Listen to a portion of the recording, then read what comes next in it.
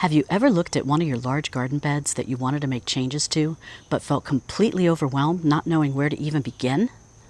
Oh, I definitely have. And this bed I'm going to show you today is all about that. Welcome to Garden Sanity. I'm Laura and I garden in Zone 7, Southern New Jersey. Today, I want to show you how to tackle a big project by breaking it down into a garden within a garden. We're going to focus on just one small but very special corner of this larger garden bed. I'll show you what it looked like just a few years ago and how, with a little planning, a little patience, and a few carefully chosen plants, it's transformed into the lush and colorful area of the overall garden you see today. My hope is that by the end of this video, you'll feel inspired to tackle a small section of your own garden and create a beautiful space, one plant at a time. Now, this bed as a whole has gone through many changes, but not everything happened all at once. So a key point I want you to remember is if a plant or shrub isn't working for you, just focus on that area only, where the plant is, and spend time considering what you want to put in its place. Now, sometimes it's more than one plant you want to swap out. Maybe you're frustrated with the entire bed. I still want you to break your garden bed down into smaller sections, gardens within a garden. Now, over time, I made changes to this bed and used my garden within a garden method each time. A few years ago, I swapped out knockout roses, which always looked gorgeous, until the annual black spot problem occurred. And I swapped them out with these little lime hydrangeas, which are finally maturing. These have ended up being the perfect replacement for the roses. Now, a year before that, I swapped out these daylilies, which were pretty but really starting to take over this section of the bed, for little Henry sweet spires. Now, in these two examples, I focused on just those sections, not the overall garden bed, because many times the problem is as simple as finding a plant that will be happier in a particular spot. So I needed to better understand the conditions in just those two areas.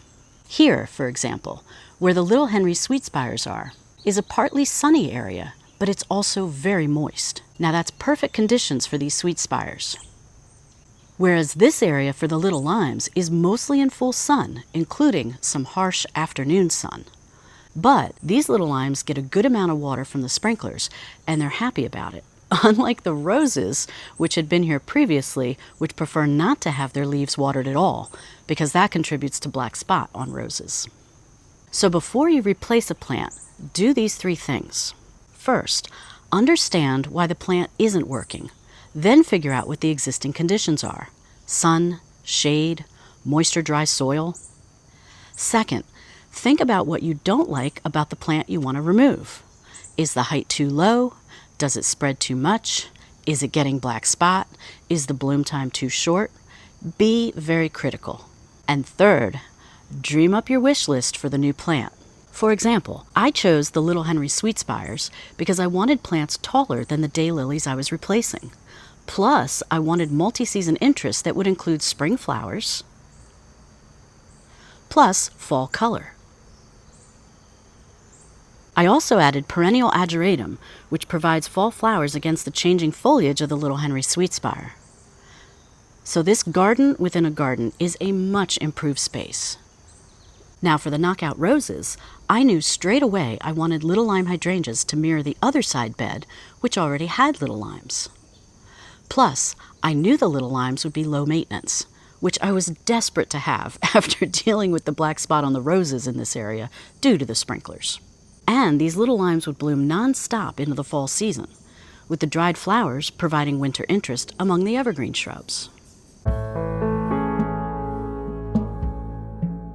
Now let's take this front section here. It did not always look like this. Here's what it looked like for many years. I planted 3 bunny grasses here, and they were adorable. I loved their low height, their pretty plumes, and their winter interest. But over many years, these little bunny grasses began to do what lots of ornamental grasses do. Parts of them die out in the middle, and then the plant needs to be dug up and divided and replanted. And I decided I just didn't like them anymore. I wanted more color. But this area proved to be a very challenging spot to figure out. And if I wanted to keep my garden sanity, I needed to have patience, which is not a great quality we gardeners have, especially when the urge to make over a garden kicks in. But I focused on this small area, and I knew I'd eventually get it right. And how do you know when you get it right? It's easy. When you are happy with it, nobody else. Please always remember that. You are happiest about your own garden. So the first thing I tried was adding some catmint to this area. I figured the edges of the bed were very dry, so it would do great. Well, in the spring, it looked gorgeous. But after that, it was actually too dry and looked sad. Very sad. So out they came. Next, I added 2 varieties of Veronica. First Love, a vibrant pink color, and Royal Candles, an intense shade of blue. They took a year or 2 to feel at home, and during that time, the grasses were not improving my mood at all. So I added some Lantana for summer color, but I also decided to add some Millennium Alliums right by the little lime hydrangea closest to this little garden within a garden. It was another good choice because they look beautiful together while in bloom. And they look beautiful together as the flowers dry in the autumn and into the winter. Now 2 years ago, I added Rosy Posy Agastache, which proved to be a really striking complement to the Millennium Alliums. And while all of this was going on, by the way, the 3 Blue Star Junipers I had in this area began to grow a bit wonky. Blue Star Junipers need full sun, and as the river birch tree grew, and the red and yellow twig dogwoods grew, they provided more shade than the junipers liked. So last year, we dug those out and potted them up. Sadly, only 1 survived this year. But with each setback, I looked at it as a plus, because I was learning more and more what this garden within a garden was like. How much sun? How much shade? Where is it dry? Where is the soil more moist? And so on. Now this area gets more shade and more moisture from the sprinklers, while this front part is in more sun and much drier, all within a small amount of space. And when you have so many different elements close by, you get to play even more with your plant choices. So last fall, I added this hibiscus, called Cookies and Cream from Proven Winners and Walter's Gardens.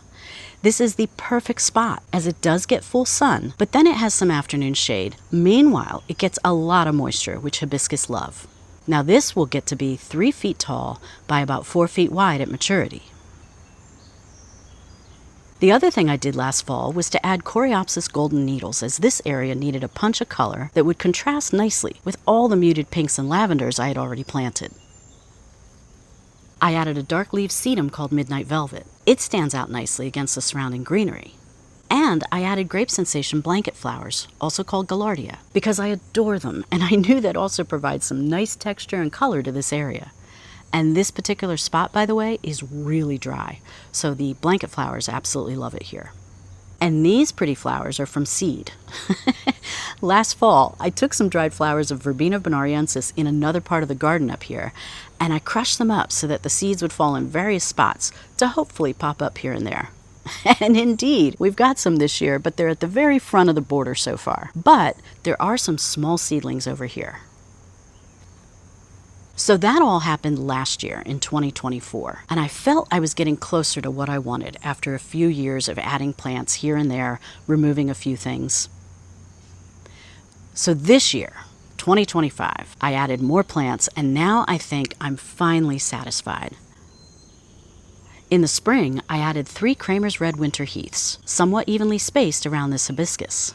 Now, because the hibiscus isn't going to have any winter interest, I wanted something evergreen that will provide winter color, especially with the magenta flowers that appear from January into April. Heaths like moisture just like the hibiscus. And even if this hibiscus eventually gets wider and partially covers the winter heaths during the summer into fall, the heaths won't mind it a bit. I also added another sedum Midnight Velvet, and when one of the stems broke off, I just stuck it into the ground, and it's growing. Sedums are easy like that. And then, a perennial that I had no idea would be so beautiful to me. This is Raise for Days Heliopsis, also called false sunflower. Look how full these double flowers are. It almost reminds me of marigolds when you're looking at it from a distance. Now this is a new plant for 2026 next year, so look for it next year at your local garden nursery or at your favorite online plant retailer. I'm trialing this one for Walter's Gardens, and so far I love it, and I'm definitely going to plant more of this once it becomes available to purchase next year. I haven't had to do anything to it since I planted it, and it's just blooms, blooms, blooms nonstop. Now, Raised for Days will mature to around 26 inches in height, and it's going to spread about 20 inches wide. And most importantly, it just somehow seems to fit in this little garden within a garden perfectly. So this small area is my latest garden within a garden, and after quite a few years and some trial and error, I'm finally happy with it. These perennials will continue to fill in over time, and I'll continue to add annual Lantana for a constant pop of color throughout the summer into fall seasons.